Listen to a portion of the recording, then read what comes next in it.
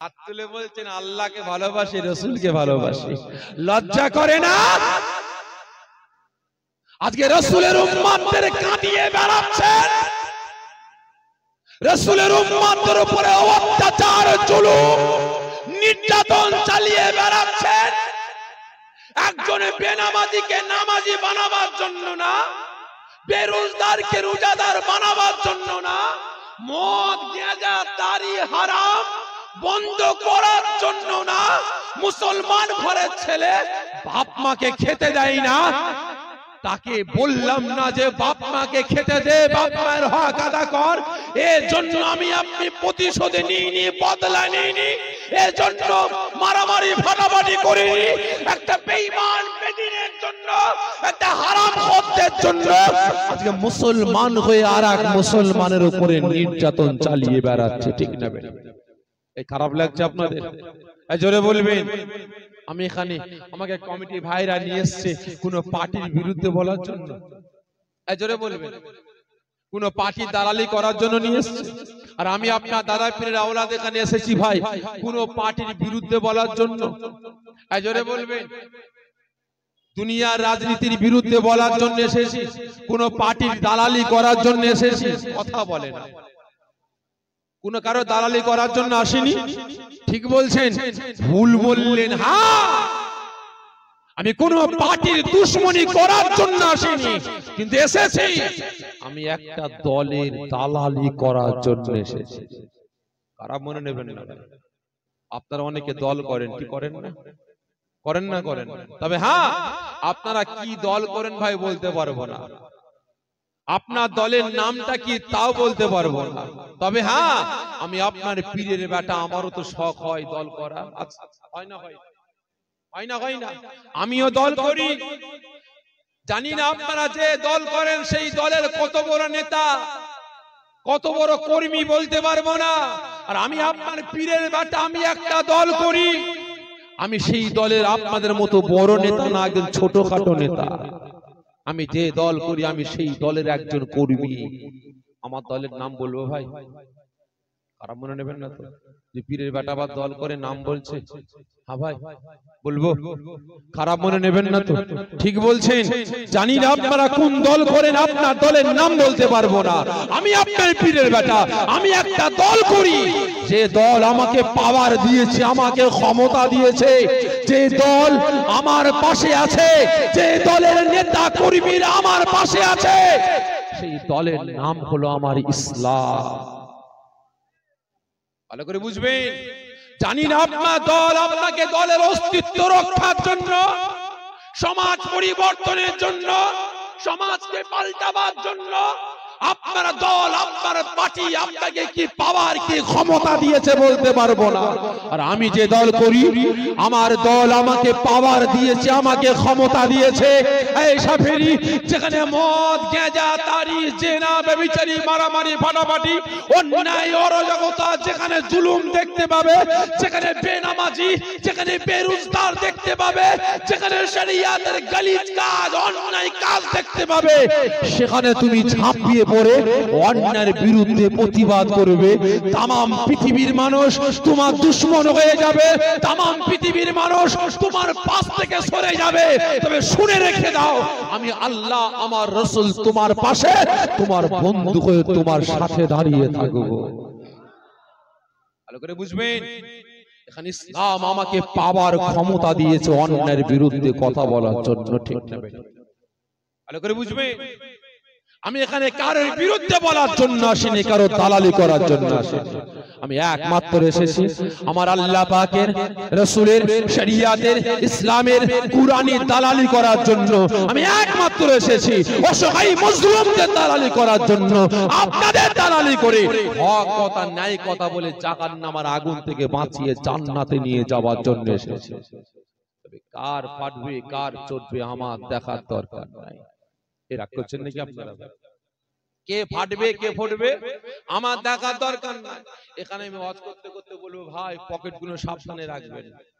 দুজন লোক ঠেলে উঠে বলবে, হ্যাঁ ভাইজান আপনি পীরের ছেলে হয়ে এরকম কথা বললেন কেন বাপ?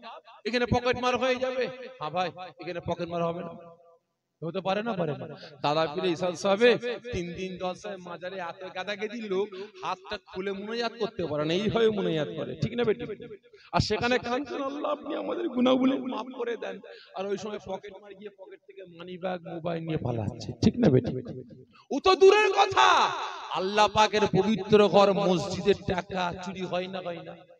মাইক চুরি হয় না, হয় না? হ্যাঁ, চাঁদার বাক্স গায়ে ইমাম সাহেব ছুটছে, ও সেক্রেটারি ভাই, ও সভাপতি ভাই, কি হয়েছে? তাড়াতাড়ি বাইরে আসেন, কি হয়েছে? মসজিদের চাঁদার বাক্স গায়ে।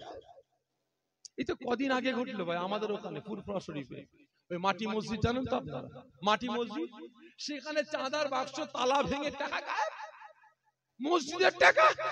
তাহলে এবারে বলেন ভাই, যারা আল্লাহ পাকের পবিত্র ঘর মসজিদের টাকা চুরি করে খেতে পারে, যারা মাইক চুরি করে খেতে পারে, রাসূলের পবিত্র ঘর মাদ্রাসার টাকা চুরি করে খেতে পারে, তারা আমাকে আপনাকে বেঈমান বেদিনদের হাতে বিক্রি করে আমার আপনার ঈমান বিক্রি করে খাবে না, কোনো মানে আছে? জোরে বলে, ঠিক না বেটি? ভালো করে বুঝবেন। ওই সময় রাসূল আমার কি বললেন, চাচা আপনি যদি বদলা না নিয়ে, প্রতিশোধ না নিয়ে, আপনি যদি আমাকে মুহাম্মদ বলে বুকে জড়িয়ে ধরে আমার মাথায় হাত বুলাতেন, আমার চোখের পানিটা মুছে দিতেন, চাচা আমি বড় খুশি হয়ে যেতাম। ও আমার ভাইজানেরা, ও নবী পাকের আশিকেরা, ওই সময় কই আল্লাহ নবী তার নবী চাচা যান হযরত হামজা আর থাকতে পারলেন না, আওয়াজ দিয়ে বলতে আরম্ভ করলেন, ওরে আমার ভাতিজা রে, তোর মনে এত দয়া, তোর মনে এত মায়া, তোর মনে এত ভালোবাসা, ওরে আমার ভাতিজা, আজকে তোর দুশমন চাচা তোকে আঘাত করতে পারলো কিভাবে? ওরে আমার ভাতিজা রে, আমি তোর চাচা শুনতে চাই, মক্কা জমিনে কি এমন কথা বলতে গিয়েছিলিস বল?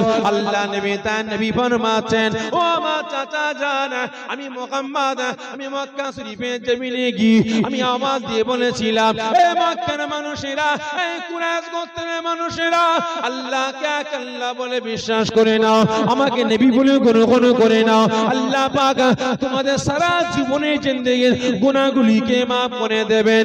বলার সঙ্গে সঙ্গে আল্লাহ নবী তার নবী চাচা যান হযরত হামজা রাদিয়াল্লাহু তাআলা আনহু তিনি ফরমাতে আরম্ভ করলেন, ওরে আমার ভাতিজা রে, তোরা হাতটা লম্বা কর। রাসূল পাকের চাচা যান হযরত হামজা রাসূল পাকের হাত মোবারকটাকে পাকড়াও করলেন, আওয়াজ দিয়ে বলতে লাগলেন, ভাতিজা আমি তোর চাচা হামজা, তোর জবান দিয়ে ওই যে পানিটা লা ইলাহা ইল্লাল্লাহু মুহাম্মাদুর রাসূলুল্লাহ সাল্লাল্লাহু আলাইহি ওয়াসাল্লাম, এই পানিটা একবার তেলাওয়াত কর। রাসূল আমার যখন তেলাওয়াত করলেন, সঙ্গে সঙ্গে রাসূল পাকের চাচা যান রাসূল পাকের হাতে হাতটা রেখে কলেমা পড়ে মুসলমান হয়ে গেলেন।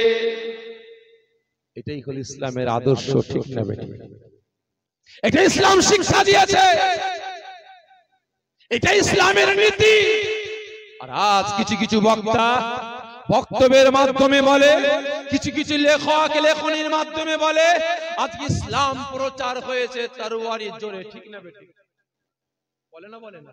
এই কদিন আগে ভাই দেখছিলাম সোশ্যাল মিডিয়ায় একজন পণ্ডিত তার ধর্মের মানুষগুলোকে বলছে, তোমরা কি জানো ভারতের যত মুসলমান এরা আগে কি ছিল? এরা আগে মুসলমান ছিল না। ভারতের যত মুসলমান, বাংলার যত মুসলমান, এরা আগে মুসলমান ছিল না, এরা আগে আমাদের ধর্মের ছিল। এরা জান বাঁচাবার জন্য, জীবনটাকে রক্ষার জন্য তরবারির ভয়ে, বোমের ভয়ে এরা সব মুসলমান হয়ে গেছে। জোরে বলুন নাউজুবিল্লাহ বিল্লাহ। হ্যাঁ ভাই, আমরা তরবারির জোরে মুসলমান হয়েছি, তরবারির ভয়ে। এই জোরে বলবেন, আমাদের বাপ দাদু 14 গোষ্ঠী সব বোমের ভয়ে মুসলমান হয়েছে। এই জোরে বলবেন না, একমাত্র সম্প্রীতি ভালোবাসার জোরে হয়েছে, ঠিক না বেটি? রাসূল আমার সাহাবাদের নিয়ে মসজিদ নববী শরীফে কথা বলছেন, আর একজন মুশরিক হাঁটতে হাঁটতে এসে মসজিদ নববী শরীফের বারান্দায় দাঁড়িয়ে দাঁড়িয়ে পিচ্ছাপ করছে। রাসূল পাকের সাহাবারা রেগে গেছেন, হুজুর হুজুর, কি বাবা দেখেন পিচ্ছাপ করছে মসজিদের বারান্দায়, রাসূল আমার চুপ করতে বলে, চুপ করো, খামোশ হও, খবরদার তোমার কানে, তোমার জবানের আওয়াজটা তার কানে পৌঁছে গেলে ও ভয় পেয়ে যাবে, পিচ্ছাপ আটকে যাবে, আটকে গেলে শরীরে রোগ জন্ম নেবে, চুপ করো, চুপ করো।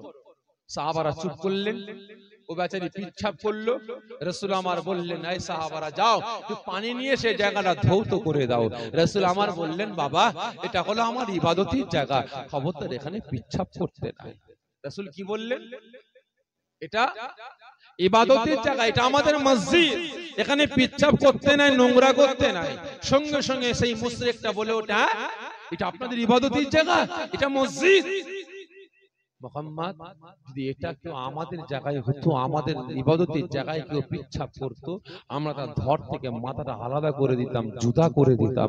আর আজ তুমি আমাকে চোখ দেখালে না, আমাকে দেখে চোখ পাকালে না, আমাকে চড় মারলে না, থাপ্পড় মারলে না, আমাকে বকলে না, আজকে তুমি হাসতে হাসতে আমাকে ঠান্ডা মাথায় বললে যেটা আমাদের ইবাদতের জায়গা। মুহাম্মদ তোমাদের মনে এত মায়া, এত ভালোবাসা যে আজ আমি পিচ্ছাপ করছি, যদি তোমরা জোরে কথা বলতে তাহলে আমি ভয় পেতাম, পিচ্ছাপ আটকে যেত, আমার শরীরে রোগ জন্ম নিত। মুহাম্মদ সত্যকারের ধর্ম থাকে, একটাই ধর্ম, ইসলাম ধর্ম আছে। সঙ্গে সঙ্গে রাসূলের হাতে হাত দিয়ে ওই মুশরিকটা মুসলমান হয়ে গেছে।